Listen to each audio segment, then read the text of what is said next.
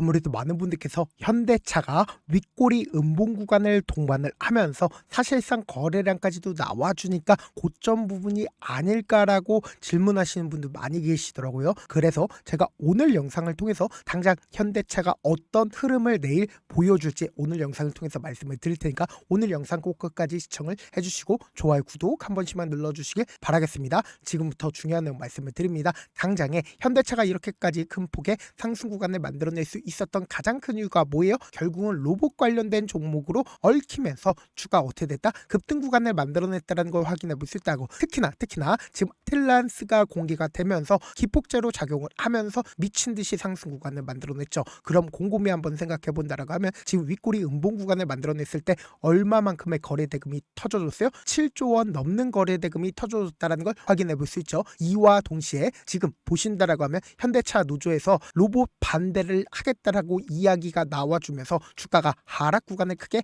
만들어냈는데 우리가 여기서 명확하게 가지고 가야 되는 부분이 있습니다. 지금 결국은 이 현대차가 급격한 하락 구간을 만들어내고 있는 가장 큰 이유가 뭘까요? 결국은 재료 소멸로 인해서 주가가 하락 구간을 만들어낸 게 아니라고. 이 말의 의미가 뭐냐? 지금 보신다라고 하면 이 주가가 이 앞 구간에서 상승 구간을 만들어냈을 때 이 밑에 제가 외국인들의 보유 비중을 함께 띄워놨죠. 외국인들의 보유 비중이 주가가 급등 구간을 만들어내고 있는 구간에서 어떻게 했어요? 엄청나게 줄어들고 있다는 걸 확인해 볼 수 있죠. 동시에 기관 보유 수량도 함께 바라보신다라고 하면 기관 보유 수량도 지속적으로 하락 구간을 만들어내고 있다는 걸 확인해 볼 수 있죠. 그럼 우리가 곰곰이 한번 생각해 본다라고 하면 지금 현대차가 신고가를 돌파를 하면서 미친 듯이 상승 구간을 만들어내지 않았다. 적극적인 매수세가 실려주면서 5일 이평선을 타고 꾸준하게 상승 구간을 만들어내고 있었다고. 그럼 우리가 여기서 명확하게 가지고 가야 되는 부분이 지금 1월 22일을 기준점으로 가장 적극적으로 매도를 하고 있는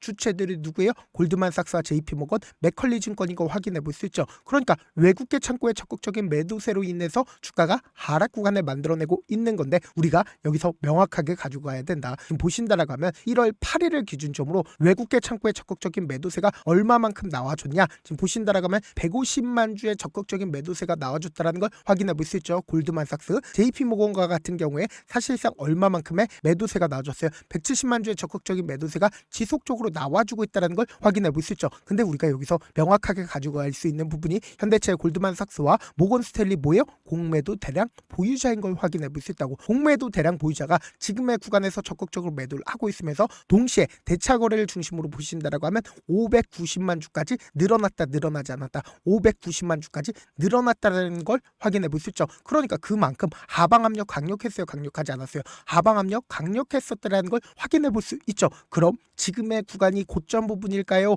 라고 질문하시는 분들 분명히 계실 수 있어요. 그래서 제가 오늘 영상을 통해서 이 현대차가 재차 눌린 구간을 준다 하더라도 뭐다? 또다시 상승 구간을 만들어낼 수밖에 없다라고 강조드린 이유가 있습니다. 그 이유가 뭐냐? 지금부터 중요한 내용 말씀을 드립니다. 당장에 이 앞봉을 기준점으로 보세요. 1월 7일날 4조 원 넘는 돈이 터져졌다는 걸 확인해 볼 수 있죠. 그럼 이 4조 원 넘는 강한 상승 구간을 만들어냈을 때 이 구간에 있는 모든 매물량들을 어떻게 했어요? 소화하면서 급격한 상승 구간을 만들어내지 않았다? 급격한 상승 구간을 만들어냈다는 걸 확인해 볼 수 있죠. 그럼 우리가 이 구간에서 누가 적극적으로 매수를 했는지를 함께 보시자. 1월 7일날 누가 적극적으로 매수를 했어요?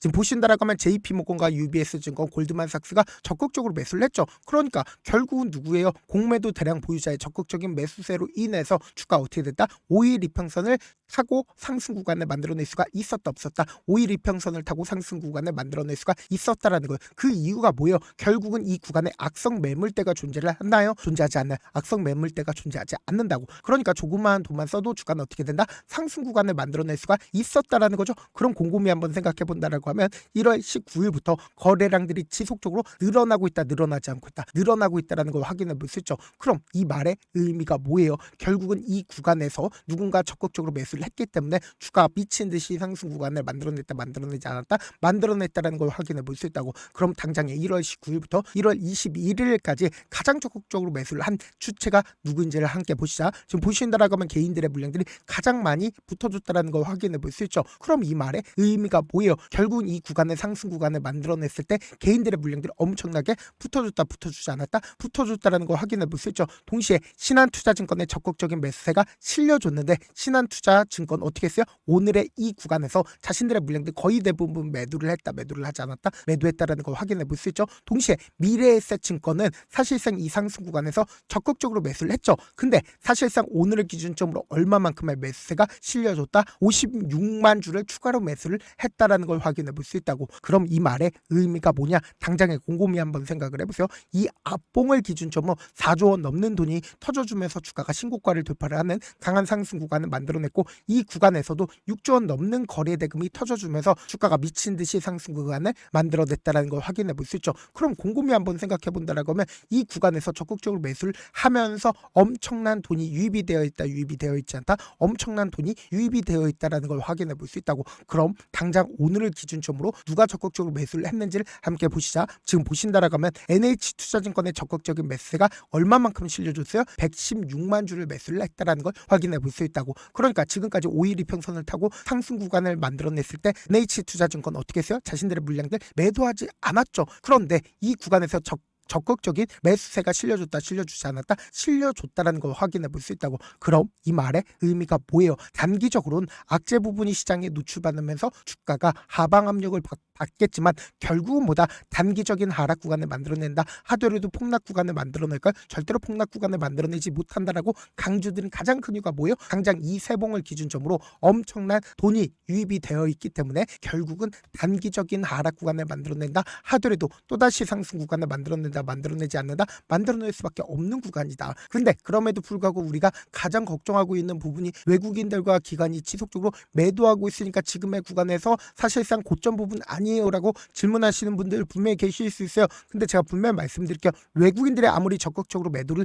했다 하더라도 아직까지 얼마만큼의 물량들이 있어요? 33%를 가지고 있다는 거 확인해 볼 수 있다고. 그럼 이 말의 의미가 뭐예요? 결국은 주가가 단기적인 하락 구간을 만들어낸다 하더라도 또다시 상승 구간 만들어내지 않는다 만들어낼 수밖에 없는 구간이라고. 오히려 우리가 주식을 저렴하게 살 수 있는 기회 구간들이 오고 있다 오고 있지 않다 오고 있다고. 그렇기 때문에 명확하게 말씀드립니다. 지금 공매도 수량도 엄청나게 늘어났고 그리고 윗꼬리의 음봉 구간이 고점 부분에서 나와줬다는 건 단기적인 고점 부분이 있기 때문에 지금의 구간에서 어설프게 매수하거나 혹은 매도하면 된다 안 된다? 안 된다고. 근데 오히려 주가가 눌린 구간이 만들어지는 구간에서 우리가 매수할 수 있는 기회 구간이 온다 오지 않는다? 올 수밖에 없다고. 그렇기 때문에 지금 너무나도 중요한 구간에 있기 때문에 제가 우리 구독자분들 어떻게든 명확한 자리에서 대응할 수 있게끔 도움을 드리기 위해서 제 개인 휴대폰 번호를 남겨놓을 테니까 이 번호로 간단하게 현대차라고 문자 한 통 남겨놓으시면 여러분들이 주가 하락 구간이 만들어지는 최저점 부분의 매수 타점과 매도 타점을 공유를